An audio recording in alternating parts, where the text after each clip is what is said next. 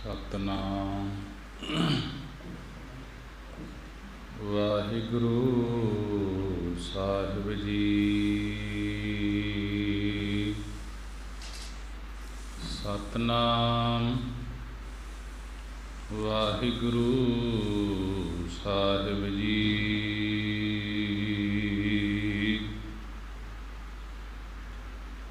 ਇੱਕ ਓੰਕਾਰ ਸਤਨਾਮ ਕਰਤਾ ਪੁਰਖ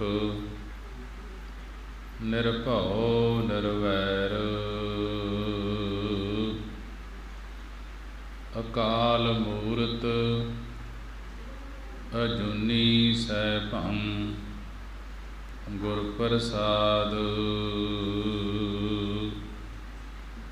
ਜਾਪ ਆਦਿ ਸੱਚ ਜੁਗਾਦ ਸੱਚ ਹੈ ਭੀ ਸੱਚ ਨਾਨਕ ਹੋਸੀ ਭੀ ਸੱਚ।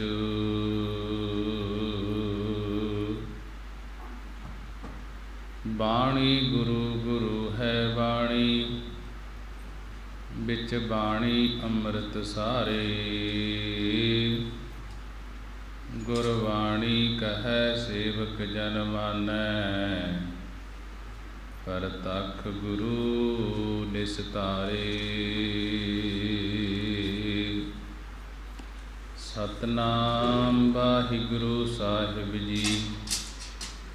ਗੌੜੀ ਮਹੱਲਾ ਪੰਜਵਾ। ਪ੍ਰਥਮੇ ਗਰਭ ਵਾਸਤੇ ਟਰਿਆ ਪੁੱਤਰ ਕਲਤਰ ਕੁਟਾਂਬ ਸੰਗ ਜੁੜਿਆ। ਪ੍ਰਥਮੇ ਗਰਭ ਵਾਸਤੇ ਟਰਿਆ ਪੁੱਤਰ ਕਲਤਰ ਕੁਟਾਂਬ ਸੰਗ ਜੁੜਿਆ। ਭੋਜਨ ਅਨਕ ਪ੍ਰਕਾਰ ਬਹੁ ਕਪਰੇ ਸਰ ਪਰ ਗਵਨ ਕਰਹਿਗੇ ਬਪਰੇ। ਕਾਵਨ ਅਸਥਾਨ ਜੋ ਕਬਹੂ ਨਾ ਟਰੈ ਕਾਵਨ ਸ਼ਬਦ ਜਿਤ ਦੁਰਮਤ ਹਰੈ ਰਹਾਉ। ਇੰਦਰਪੁਰੀ ਮੈਂ ਸਰ ਪਰ ਮਰਣਾ ਬ੍ਰਹਮਪੁਰੀ ਨਿਹਚਲ ਨਹੀਂ ਰਹਿਣਾ। ਸ਼ਿਵਪੁਰੀ ਕਾ ਹੋਏਗਾ ਕਾਲਾ ਤ੍ਰੈ ਗੁਣ ਮਾਇਆ ਬਿਨਸ ਬਿਤਾਲਾ। ਗੇਰ ਤਾਰ ਧਾਰਨ ਗਗਨ ਅਰ ਤਾਰੇ ਰਬ ਸਸ ਪਾਵਨ ਪਾਵਕ ਨੀਰਾਰੇ। ਦਿਨ ਸਰੈਣ ਬਰਤ ਅਰ ਭੇਦਾ ਸਾਸਤ ਸਿਮਰਤ ਬਿਨ ਸਹੇਗੇ ਵੇਦਾ। ਤੀਰਥ ਦੇਵ ਦੇਹੁਰਾ ਪੋਥੀ ਮਾਲਾ ਤਿਲਕ ਸੋਚ ਪਾਕ ਹੋਤੀ। ਧੋਤੀ ਡੰਡੌਤ ਪ੍ਰਸਾਦਨ ਭੋਗਾ ਕਬ ਨ ਕਰੈ ਗੋ ਸਗਲੋ ਲੋਗਾ। ਜਾਤ ਵਰਨ ਤੁਰਕ ਅਰ ਹਿੰਦੂ ਪਸ ਪੰਖੀ ਅਨਕ ਜੋਨ ਜਿੰਦੂ। ਸਾਗਲ ਪਸਾਰ ਦੀਸੈ ਪਸਾਰਾ ਬਿਨ ਸਜਾਏ ਗੋ ਸਗਲ ਅਕਾਰਾ। ਸਹਿਜ ਸਿਵਤ ਭਗਤ ਤਤ ਗਿਆਨਾ ਸਦਾ ਆਨੰਦ ਨਿਹਚਲ ਸਚ ਥਾਨਾ। ਤਾਹਾਂ ਸੰਗਤ ਸਾਧ ਗੁਣ ਰਸੈ ਅਨਭਉ ਨਗਰ ਤਾਹਾਂ ਸਦ ਵਸੈ। ਤਹਿ ਭਉ ਭਰਮਾ ਸੋਗ ਨ ਚਿੰਤਾ ਆਵਣ ਜਾਵਣ ਮਿਰਤ ਨ ਹੋਤਾ। ਤਹਿ ਸਦਾ ਆਨੰਦ ਅਨਹਦ ਆਖਾਰੇ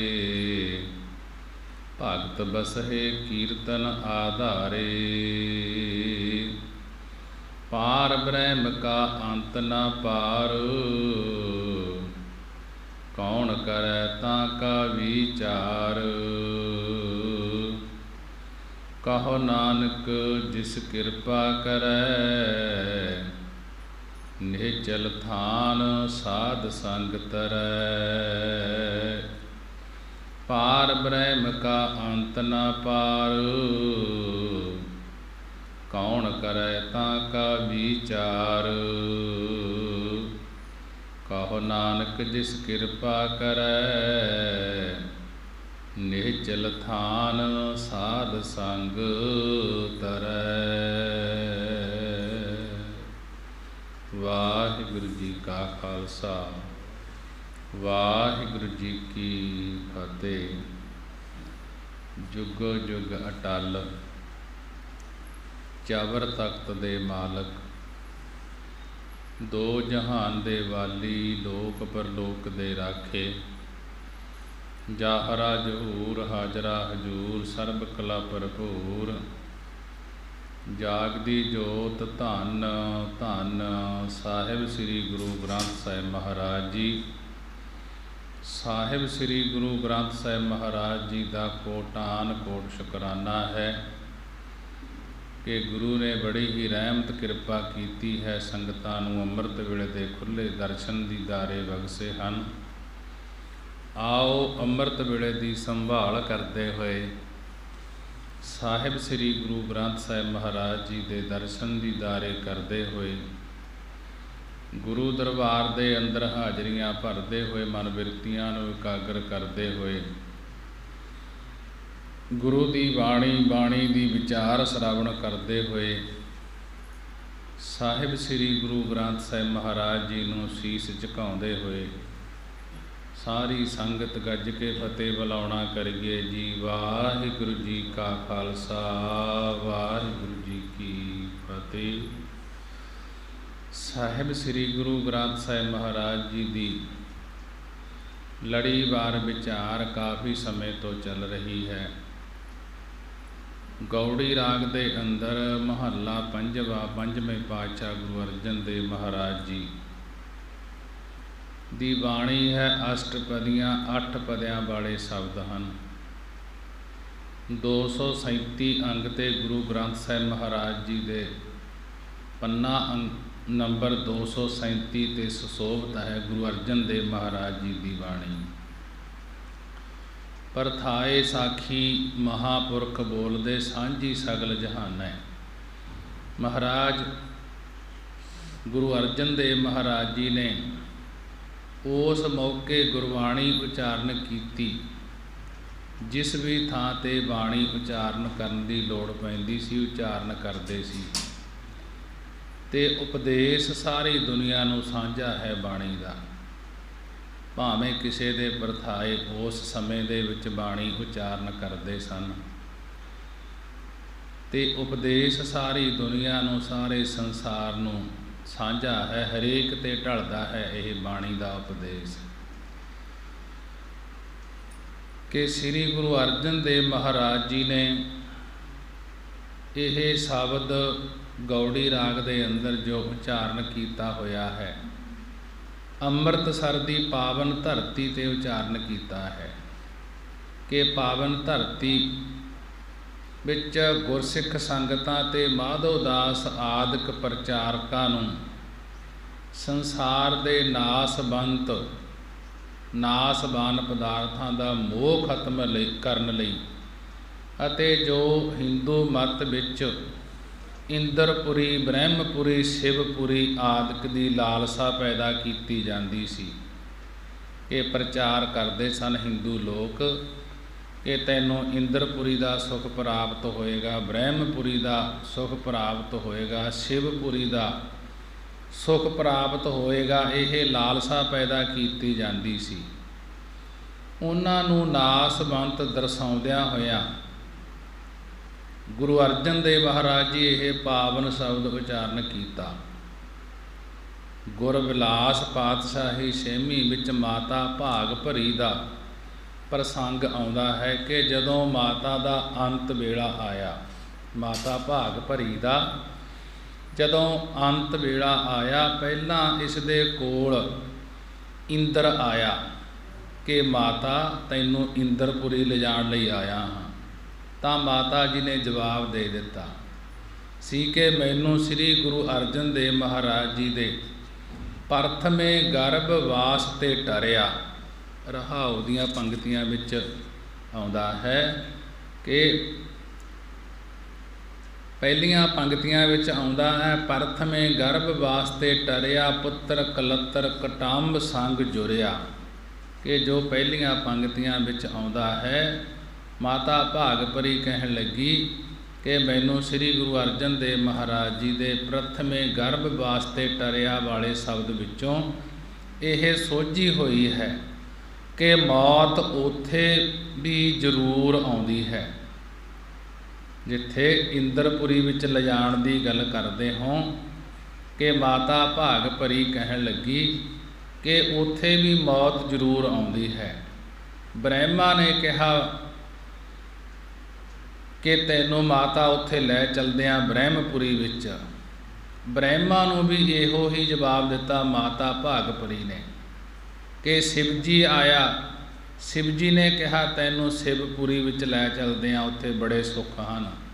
ਤਾਂ ਮਾਤਾ ਭਾਗ ਭਰੀ ਜੀ ਨੇ ਸ਼ਿਵ ਜੀ ਨੂੰ ਵੀ ਇਹ ਕਿਹਾ ਕਿ ਤੇਰੀ ਪੁਰੀ ਦਾ ਕੀ ਹੈ, ਉਹ ਤਾਂ ਆਪ ਕਾਲ ਹੋ ਜਾਣਾ ਹੈ, ਉਸਨੇ ਵੀ ਕਿਸੇ ਸਮੇਂ ਖਤਮ ਹੋ ਜਾਣਾ ਹੈ। ਛੇਵੇਂ ਪਾਤਸ਼ਾਹ ਨੇ ਜਦੋਂ ਗੁਰਤਾ ਗੱਦੀ ਤੇ ਬਿਰਾਜਮਾਨ ਹੋ ਕੇ ਕਸ਼ਮੀਰ ਦੀ ਫੇਰੀ ਪਾਈ, ਕਸ਼ਮੀਰ ਦੇ ਵਿੱਚ ਗਏ ਤਾਂ ਮਾਤਾ ਜੀ ਦੇ ਯਾਦ ਕਰਨ ਤੋਂ ਅੰਤ ਵੇਲੇ ਦਰਸ਼ਨ ਦਿੱਤੇ ਮਹਾਰਾਜ ਜੀ ਨੇ। ਛੇਵੇਂ ਪਾਤਸ਼ਾਹ ਜੀ ਨੇ ਗੁਰਪ੍ਰਤਾਪ, ਗੁਰੂ ਦੇ ਪ੍ਰਤਾਪ ਦੇ ਨਾਲ ਮਾਤਾ ਸੱਚਖੰਡ ਦੀ ਵਾਸੀ ਹੋਈ। ਜੋ ਵੀ ਗੁਰਸਿੱਖ ਹੈ ਪਰਮੇਸ਼ਰ ਨੂੰ ਮਿਲਣ ਵਾਲਾ, ਉਹ ਸੱਚਖੰਡ ਦੀ ਲਾਲਸਾ ਰੱਖਦਾ ਹੈ, ਨਾ ਸ਼ਿਵਪੁਰੀ ਦੀ, ਨਾ ਬ੍ਰਹਮਪੁਰੀ ਦੀ, ਨਾ ਕਿ ਇਹਨਾਂ ਪੁਰੀਆਂ ਦੀ ਲਾਲਸਾ ਨਹੀਂ ਰੱਖਦਾ, ਉਹਨਾਂ ਦੇ ਸੁੱਖ ਨਹੀਂ ਭਾਲਦਾ। ਮਹਾਰਾਜ ਜੀ ਗੁਰਬਾਣੀ ਦੁਆਰਾ ਸਾਰੀਆਂ ਸੰਗਤਾਂ ਨੂੰ ਸਾਂਝਾ ਉਪਦੇਸ਼ ਦੇ ਕੇ ਸਮਝਾ ਰਹੇ ਹਨ। ਪ੍ਰਥਮੇ ਗਰਭ ਵਾਸਤੇ ਟਰਿਆ। ਮਹਾਰਾਜ ਜੀ ਕਹਿਣ ਲੱਗੇ, ਹੇ ਜੀਵ, ਸਭ ਤੋਂ ਪ੍ਰਥਮੇ ਪਹਿਲਾਂ ਤੂੰ ਮਾਤਾ ਦੇ ਗਰਭ, ਮਾਤਾ ਦੇ ਪੇਟ ਵਿੱਚ ਵਾਸ ਵਸਦਾ ਸੀ। ਪ੍ਰਥਮੇ ਗਰਭ ਵਾਸਤੇ ਟਰਿਆ, ਫਿਰ ਉੱਥੇ ਤੂੰ ਟਰਿਆ ਟਲਿਆ ਭਾਵ ਜਨਮ ਧਾਰ ਕੇ ਗਰਭ ਵਿੱਚੋਂ ਨਿਕਲਿਆ। ਪ੍ਰਥਮੇ ਗਰਭ ਵਾਸਤੇ ਟਰਿਆ। ਮਹਾਰਾਜ ਗੁਰੂ ਅਰਜਨ ਦੇਵ ਜੀ ਸਮਝਾ ਰਹੇ ਹਨ, ਹੇ ਜੀਵ, ਸਭ ਤੋਂ ਪ੍ਰਥਮੇ ਪਹਿਲਾਂ ਤੂੰ ਮਾਤਾ ਦੇ ਗਰਭ, ਮਾਤਾ ਦੇ ਪੇਟ ਵਿੱਚ ਵਸਦਾ ਸੀ, ਫਿਰ ਉੱਥੇ ਤੋਂ ਤੂੰ ਟਰਿਆ ਭਾਵ ਜਨਮ ਧਾਰ ਕੇ ਗਰਭ ਵਿੱਚੋਂ ਨਿਕਲਿਆ। ਪੁੱਤਰ ਕਲੱਤਰ ਕੁਟੰਬ ਸੰਗ ਜੁਰਿਆ, ਤੇ ਬਾਹਰ ਜਦੋਂ ਦੁਨੀਆ 'ਤੇ ਆ ਗਿਆ, ਫਿਰ ਵੱਡਾ ਹੋ ਕੇ ਪੁੱਤਰ ਕਲੱਤਰ ਇਸਤਰੀ ਕੁਟੰਬ ਪਰਿਵਾਰ ਦੇ ਨਾਲ ਜੁੜ ਗਿਆ।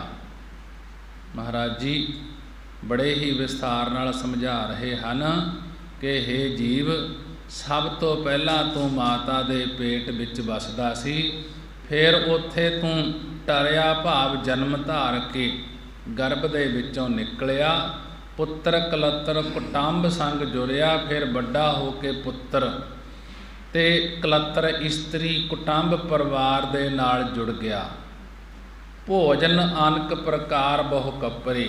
ਹੇ ਜੀਵ, ਜਿਹੜੇ ਅਨੇਕ ਪ੍ਰਕਾਰ ਦੇ ਭੋਜਨ ਅਤੇ ਬਹੁਤੇ ਕੱਪੜੇ ਪਹਿਨਦਾ ਹੈ, ਹੇ ਬੱਪਰੇ ਵਿਚਾਰੇ ਜੀਵ, ਸਰ ਪਰ ਗਾਵਨ ਕਰਹੇਂਗੇ, ਕਿ ਇਹ ਸਰ ਪਰ ਜ਼ਰੂਰ ਤੈਨੂੰ ਛੱਡ ਕੇ ਗਾਵਨ ਕਰਹੇਂਗੇ ਕਿ ਚਲੇ ਜਾਣਗੇ।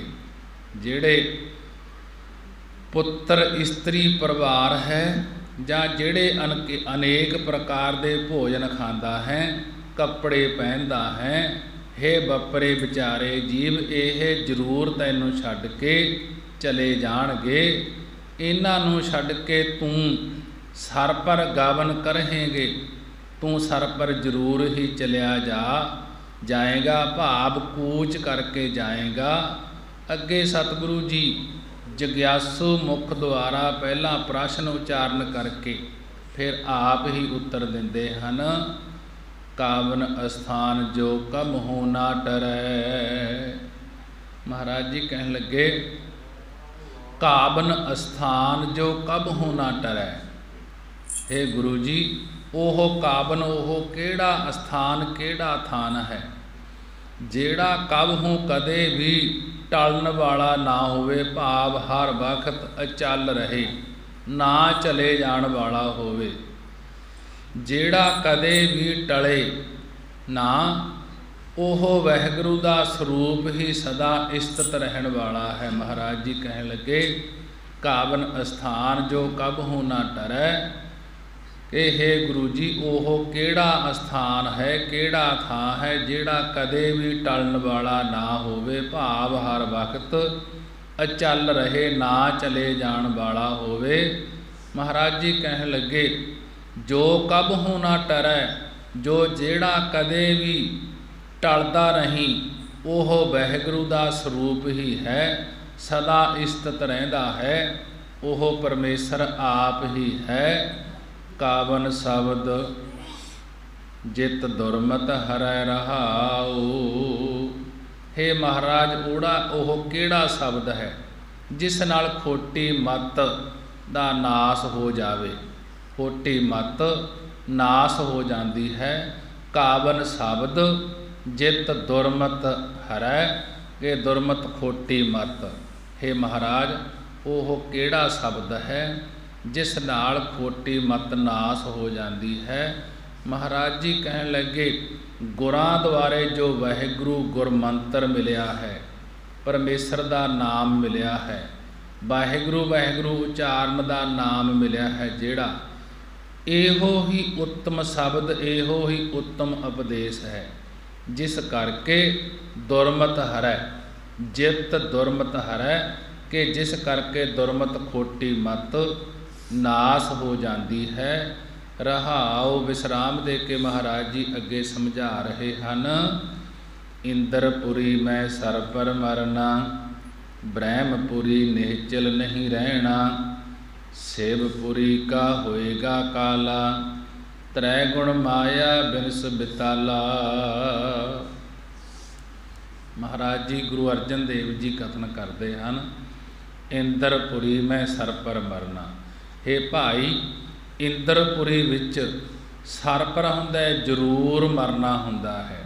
ਜੇ ਕੋਈ ਆਖੇ ਕਿ ਇੰਦਰਪੁਰੀ ਦਾ ਸੁੱਖ ਮਿਲ ਜਾਵੇ, ਉੱਥੇ ਰਹਿਣਾ ਕਰਾਂ, ਕਹਿਣ ਲੱਗੇ हे ਭਾਈ, ਇੰਦਰਪੁਰੀ ਵਿੱਚ ਜ਼ਰੂਰ ਮਰਨਾ ਹੁੰਦਾ ਹੈ ਅਤੇ ਬ੍ਰਹਮਪੁਰੀ ਨਿਹਚਲ ਨਹੀਂ ਰਹਿਣਾ। ਬ੍ਰਹਮਪੁਰੀ ਬ੍ਰਹਮਾ ਦੀ ਪੁਰੀ ਵਿੱਚ ਵੀ ਸਦਾ ਨਿਹਚਲ ਅਚਲ ਨਹੀਂ ਰਹਿਣਾ, ਕਿ ਉੱਥੇ ਵੀ ਬਾਸਾ ਨਹੀਂ ਪਾ ਸਕੇਗਾ। ਸ਼ਿਵਪੁਰੀ ਕਾ ਹੋਏਗਾ ਕਾਲਾ, ਕਿ ਸ਼ਿਵ ਹੁੰਦਾ ਹੈ ਸ਼ਿਵ ਜੀ ਦੀ ਪੁਰੀ, ਸ਼ਿਵ ਜੀ ਦੀ ਨਗਰੀ, ਭਾਵ ਕੈਲਾਸ ਪਰਬਤ ਦਾ ਵੀ ਨਾਸ ਹੋ ਜਾਏਗਾ। ਜੋ ਸ਼ਿਵ ਜੀ ਦੀ ਪੁਰੀ ਕੈਲਾਸ ਪਰਬਤ 'ਤੇ ਹੈ, ਉਸ ਦਾ ਵੀ ਨਾਸ ਹੋ ਜਾਏਗਾ। ਤ੍ਰੈ ਗੁਣ ਮਾਇਆ ਬਿਨਸ ਬਿਤਾਲਾ, ਕਿ ਤ੍ਰੈ ਗੁਣ ਤਿੰਨਾਂ ਗੁਣਾਂ ਵਾਲੀ ਮਾਇਆ ਵਿੱਚ, ਕਿ ਤਿੰਨਾਂ ਗੁਣਾਂ ਵਾਲੀ ਮਾਇਆ ਵਿੱਚ ਫਸੇ ਭੂਤਨਿਆਂ ਦੀ ਨਿਆਈ ਸਰੂਪ ਰੂਪੀ ਤਾਲ ਤੋਂ ਰਹਿਤ ਜੀਵ ਹੀ ਨਾਸ ਹੋ ਜਾਣਗੇ। ਕਿ ਗਿਰ ਤਰ ਧਰਨ ਗਗਨ ਅਰ ਤਾਰੇ, ਗਿਰ ਹੁੰਦਾ ਹੈ ਪਹਾੜ, ਤਰ ਹੁੰਦਾ ਹੈ ਬ੍ਰਿਸ਼, ਧਰਨ ਹੁੰਦਾ ਹੈ ਧਰਤੀ, ਗਗਨ ਹੁੰਦਾ ਹੈ ਆਕਾਸ਼। ਗਿਰ ਤਰ ਧਰਨ ਗਗਨ ਅਰ ਤਾਰੇ, ਕਿ ਪਹਾੜ, ਦਰਖਤ, ਧਰਤੀ, ਆਕਾਸ਼ ਅਤੇ ਤਾਰੇ ਜਿਵੇਂ ਸੁਪਨੇ ਦਾ ਆਕਾਸ਼ ਜਾਗਿਆਂ ਤੋਂ ਕਾਇਮ ਨਹੀਂ ਰਹਿੰਦਾ, ਇਸੇ ਪ੍ਰਕਾਰ ਜਦੋਂ ਅੰਤਰਜਾਮੀ ਨੇ ਜੀਵਾਂ ਦੀ ਅਵਿਦਿਆ ਦੀ ਨੀਂਦ ਖੋਲ੍ਹ ਦਿੱਤੀ, ਫਿਰ ਇਹ ਆਕਾਸ਼ ਆਦਿਕ ਅਤੇ ਤਾਰੇ ਨਹੀਂ ਰਹਿਣੇ, ਰਵ ਸਸ ਪਵਨ ਪਾਵਕ ਨੀਰਾਰੇ। ਰਾਵ ਹੁੰਦਾ ਸੂਰਜ, ਸਸ ਹੁੰਦਾ ਚੰਦਰਮਾ, ਕਿ ਸੂਰਜ ਚੰਦਰਮਾ ਹਵਾ ਤੇ ਪਾਵਕ ਅੱਗ ਪਾਣੀ ਦਾ ਘਰ ਸਮੁੰਦਰ। ਇਹ ਸਾਰੇ ਮਹਾਰਾਜ ਜੀ ਕਹਿਣ ਲੱਗੇ ਕਿ ਇਹ ਸਾਰੇ ਜਿਹੜੇ ਹਨ ਭਾਵ ਪਾਣੀ ਦਾ ਘਰ ਸਮੁੰਦਰ ਹਨ। ਦਿਨ ਸਰੈਣ ਅਰ ਦਿਨ ਸਰੈਣ ਵਰਤ ਅਰ ਭੇਦਾ, ਸ਼ਾਸਤਰ ਸਿਮਰਤ ਬਿਨ ਸਹੇਗੇ ਵੇਦਾ। ਦਿਨ ਸ ਦਿਨ ਰੈਣ ਰਾਤ, ਵਰਤ 14 ਦਾ ਵਰਤ, ਇਕਾਦਸ਼ੀ ਦਾ ਵਰਤ ਆਦਿ ਦੇ ਭੇਦ 6 ਸ਼ਾਸਤਰ 27 ਸਿਮਰਤੀਆਂ, 4 ਵੇਦ ਅਰ ਸਭ ਕੁਝ ਬਿਨ ਸਜਾਹੇਗੇ ਨਾਸ, ਭਾਵ ਖਤਮ ਹੋ ਜਾਵੇਗਾ। ਕਿ ਸੂਰਜ ਚੰਦਰਮਾ ਹਵਾ ਭਾਵਕ ਅੱਗ ਪਾਣੀ ਦਾ ਘਰ ਸਮੁੰਦਰ, ਇਹ ਦਿਨ ਰੈਣ ਰਾਤ ਤੇ 14 ਦਾ ਵਰਤ, ਇਕਾਦਸ਼ੀ ਦਾ ਵਰਤ ਆਦਿਕ 6 ਸ਼ਾਸਤਰ 27 ਸਿਮਰਤੀਆਂ ਸਭ ਨਾਸ ਹੋ ਜਾਵੇਗਾ। ਤੀਰਥ ਦੇਵ ਦੇਹੁਰਾ ਪਉਥੀ, ਮਾਲਾ ਤਿਲਕ ਸੋਚ ਪਾਕ ਹੋਤੀ। ਤੀਰਥ ਦੇਵ ਦੇਵਤੇ ਤੇ ਦੇਹੁਰਾ ਮੰਦਰ, ਪੋਥੀ ਪੁਸਤਕਾਂ, ਮਾਲਾ ਚੰਦਨ ਦੀ ਜਾਂ ਪੱਛਮ ਦੀ, ਗੋਪੀ ਚੰਦਨ ਦਾ ਤਿਲਕ, ਸੋਚ ਪਵਿੱਤਰਾ ਪਾਕ ਰਸੋਈ, ਹਵਾ ਆਦਿਕ ਕਰਨ ਵਾਲੇ ਲੋਕ ਇਹ ਵੀ ਸਾਰੇ ਨਾਸ ਹੋ ਜਾਣਗੇ। ਧੋਤੀ ਡੰਡੌਤ ਪ੍ਰਸਾਦਨ ਭੋਗਾ, ਕਾਵਨ ਕਰੈ ਗੋ ਸਗਲੋ ਲੋਗਾ। ਕਿ ਧੋਤੀ ਤੇੜ ਦੀ ਚਾਦਰ, ਮੈਦਾ ਸਾਫ਼ ਕਰਨ ਵਾਲੀ, ਜੋਗ ਦੀ ਕਿਰਿਆ, ਡੰਡੌਤ ਡੰਡ ਵੇਤ ਲੰਬੇ ਪੈ ਕੇ ਨਮਸਕਾਰ ਕਰਨੀ, ਪ੍ਰਸਾਦਨ ਮੰਦਰ ਦੇਵੀ ਦੇਵਤਿਆਂ ਨੂੰ ਅਰਪਣ ਕੀਤਾ ਅੰਨ ਭੋਜਨ। ਕਿ ਪਦਾਰਥਾਂ ਨੂੰ ਭੋਗਣ ਵਾਲਾ ਭੋਗ ਪਦਾਰਥ ਅਤੇ ਸਾਰੇ ਲੋਕ ਵੀ ਚਲੇ ਜਾਣਗੇ, ਭਾਵ ਨਾਸ ਹੋ ਜਾਣਗੇ। ਜਾਤ ਵਰਨ ਤੁਰਕ ਅਰ ਹਿੰਦੂ, ਪਸ ਪੰਖੀ ਅਨਕ ਜੋਨ ਜਿੰਦੂ। ਜਾਤ ਵਰਨ ਤੁਰਕ ਅਰ ਹਿੰਦੂ, ਪਸ ਪੰਖੀ ਅਨਕ ਜੋਨ ਜਿੰਦੂ। ਕਿ ਜਾਤੀਆਂ ਜਾਤ ਜਾਤੀਆਂ, ਵਰਨ 4 ਵਰਨ, ਤੁਰਕ ਮੁਸਲਮਾਨ ਅਤੇ ਹਿੰਦੂ, ਪਾਸ ਪਸ਼ੂ ਪੰਛੀ ਜੋ ਅਨੇਕਾਂ ਜੋਨੀਆਂ ਦੇ ਜਿੰਦੂ ਜੀਵ ਹਨ।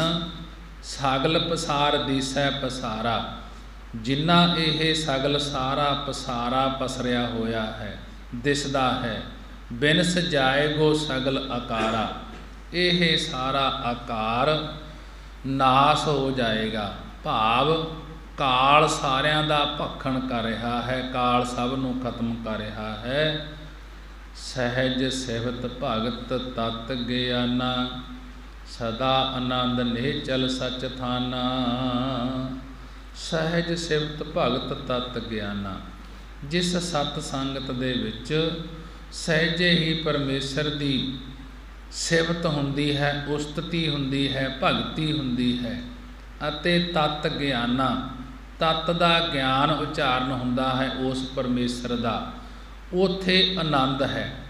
ਉਹ ਸੱਚਾ ਅਤੇ ਅਚਲ ਨਾ ਚਲੇ ਜਾਣ ਵਾਲਾ ਥਾਨ ਹੈ। ਉੱਥੇ ਹਮੇਸ਼ਾ ਆਨੰਦ ਦੀ ਪ੍ਰਾਪਤੀ ਕਰਾਉਣ ਵਾਲਾ ਸੱਚਾ ਸਿਮਰਨ ਰੂਪੀ ਅਚਲ ਰਹਿਣ ਵਾਲਾ ਥਾਂ ਪ੍ਰਾਪਤ ਹੁੰਦਾ ਹੈ। ਤਹਾਂ ਸਤ ਸੰਗਤ ਸਾਧ ਗੁਣ ਰਸੈ, ਅਨਪਉ ਨਗਰ ਤਹਾਂ ਸਦ ਬਸੈ। ਉੱਥੇ ਉਸ ਸੰਗਤ ਵਿੱਚ ਸੰਤ ਜਨ ਸ਼ੁਭ ਗੁਣਾਂ ਵਿੱਚ ਰਸੈ ਤਦਾਕਾਰ ਹੋ ਰਹੇ ਹਨ। ਉਹ ਸੰਗਤ ਅਨਭਉ ਭੈ ਤੋਂ ਰਹਿਤ ਬ੍ਰਹਮ ਦੀ ਨਗਰੀ ਹੈ। ਉੱਥੇ ਹਮੇਸ਼ਾ ਸੰਤ ਜਨ ਹੀ ਵਸਦੇ ਹਨ, ਪਰਮੇਸ਼ਰ ਆਪ ਹੀ ਵਸਦਾ ਹੈ। ਤਹਿ ਪਉ ਭਰਮ ਸੋਗ ਨ ਚਿੰਤਾ, ਉੱਥੇ ਸਤ ਸੰਗਤ ਵਿੱਚ ਨਾ ਡਰ, ਨਾ ਹੀ ਭਰਮ, ਨਾ ਹੀ ਸੋਗ ਦੁੱਖ ਅਤੇ ਨਾ ਹੀ ਚਿੰਤਾ ਹੈ। ਨਾ ਉੱਥੇ ਜਨਮ ਧਾਰ ਕੇ ਆਉਣਾ ਹੁੰਦਾ ਹੈ, ਨਾ ਮਰ ਕੇ ਜਾਣਾ ਹੁੰਦਾ ਹੈ, ਨਾ ਕੋਈ ਮਿਰਤ ਮੌਤ ਹੈ ਅਤੇ ਨਾ ਹੀ ਕਿਸੇ ਨੂੰ ਮੌਤ ਹੁੰਦੀ ਹੈ। ਤਹਿ ਸਦਾ ਆਨੰਦ ਅਨਹਦ ਆਖਾਰੇ, ਭਗਤ ਬਸਹਿ ਕੀਰਤਨ ਆਧਾਰੇ।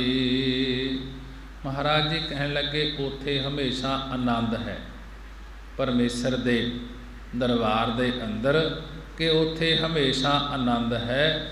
ਨਾਸ਼ ਤੋਂ ਰਹਿਤ ਸਾਧੂਆਂ ਦੀ ਸਭਾ ਲੱਗੀਆਂ ਹੋਈਆਂ ਹਨ।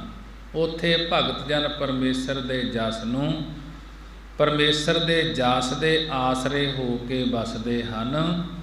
ਪਾਰ ਬ੍ਰਹਮ ਕਾ ਅੰਤ ਨਾ ਪਾਰ, ਕੌਣ ਕਰੈ ਤਾਂ ਕਾ ਵਿਚਾਰ। ਪਾਰ ਬ੍ਰਹਮ ਦੇ ਉਰਵਾਰ ਪਾਰ ਦਾ ਅੰਤ ਨਹੀਂ ਆਉਂਦਾ।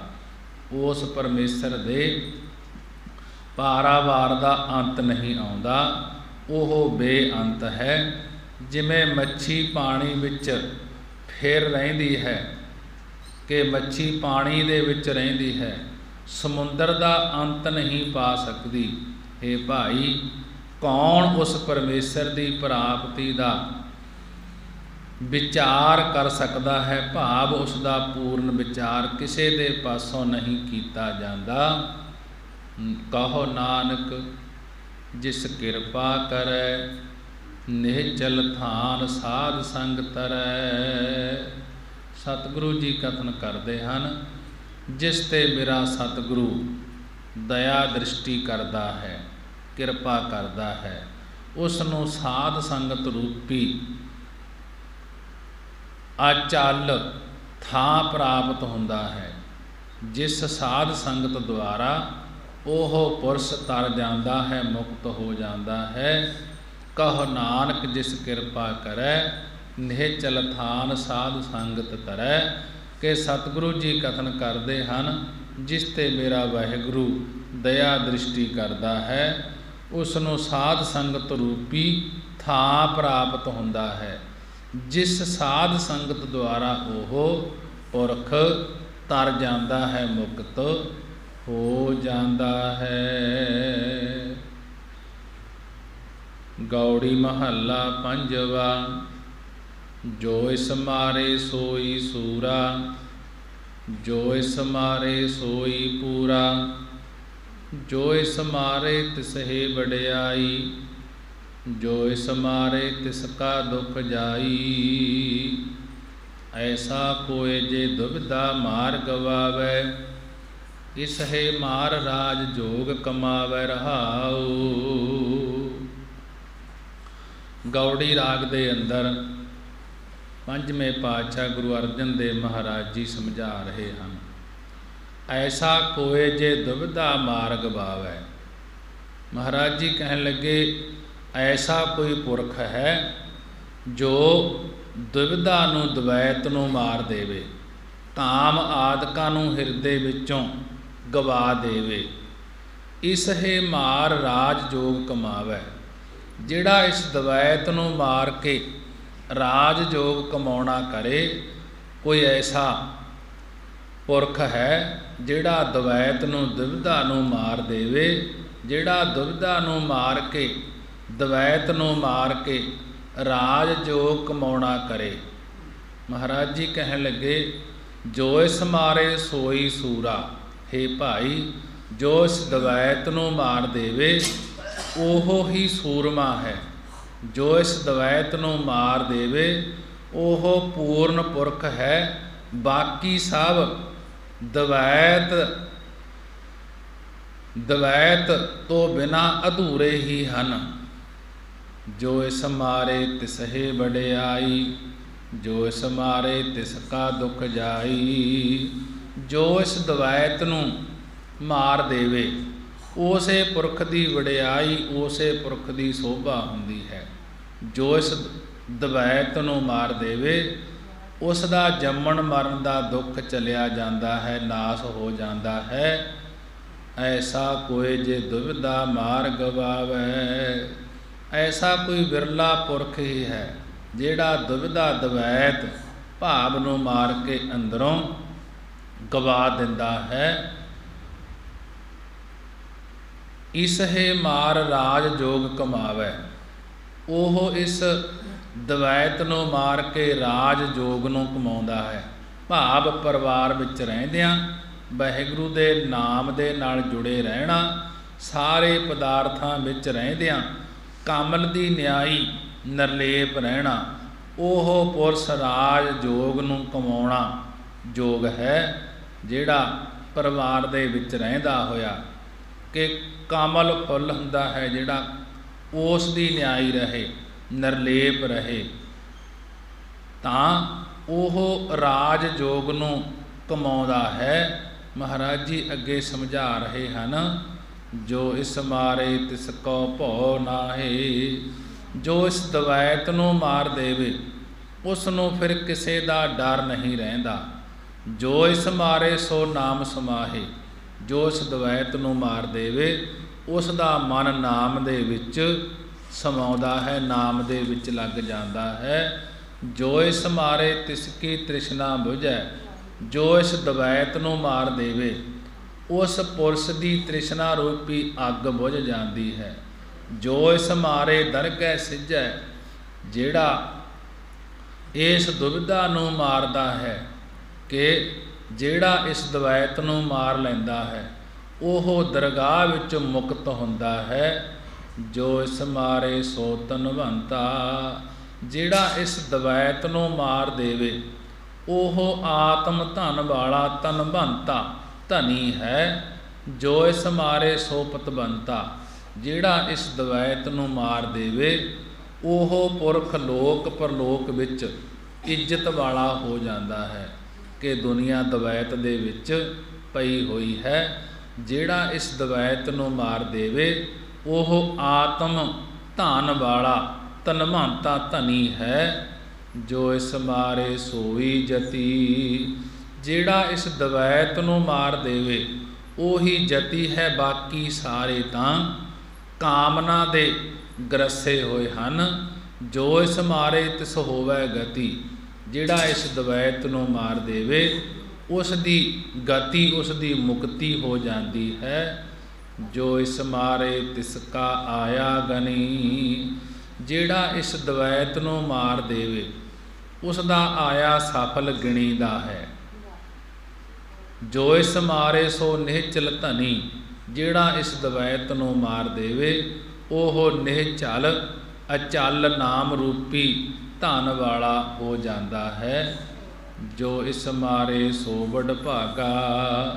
ਜਿਹੜਾ ਪੁਰਸ਼ ਇਸ ਦਵੈਤ ਨੂੰ ਮਾਰ ਦੇਵੇ ਉਹ ਬਹੁਤ ਵਡਭਾਗਾ, ਵੱਡਿਆਂ ਭਾਗਾਂ ਵਾਲਾ ਹੈ। ਜੋ ਇਸ ਮਾਰੇ ਸੋ ਨਿਹਚਲ ਜਾਗਾ।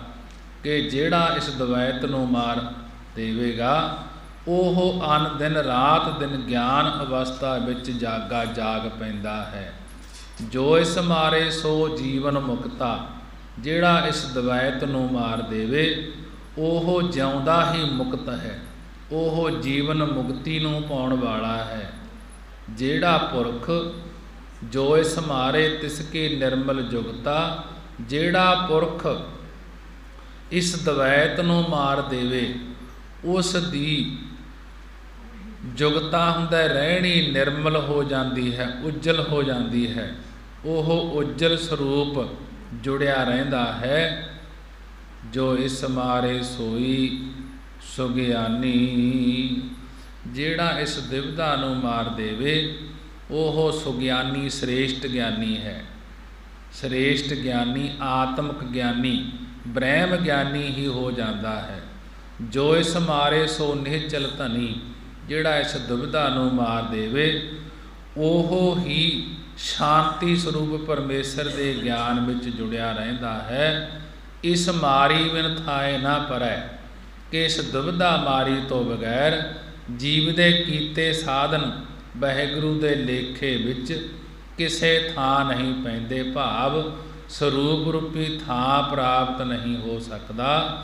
ਭਾਵੇਂ ਕਰੋੜਾਂ ਜਪ ਤਪ ਆਦਿਕ ਕਰਮ ਕਰ ਲਵੇ ਇਸ ਮਾਰੀ ਬਿਨ ਜਨਮ ਨਾ ਮਿਟੈ।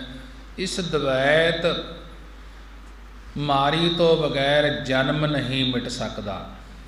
ਭਾਵ ਹਮੇਸ਼ਾ ਜਿਉਂਦਾ ਮਰਦਾ ਰਹੇਗਾ।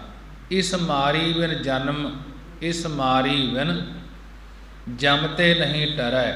इस दुविधा मारी तो बगैर जमा तो छुटकारा नहीं हो सकता।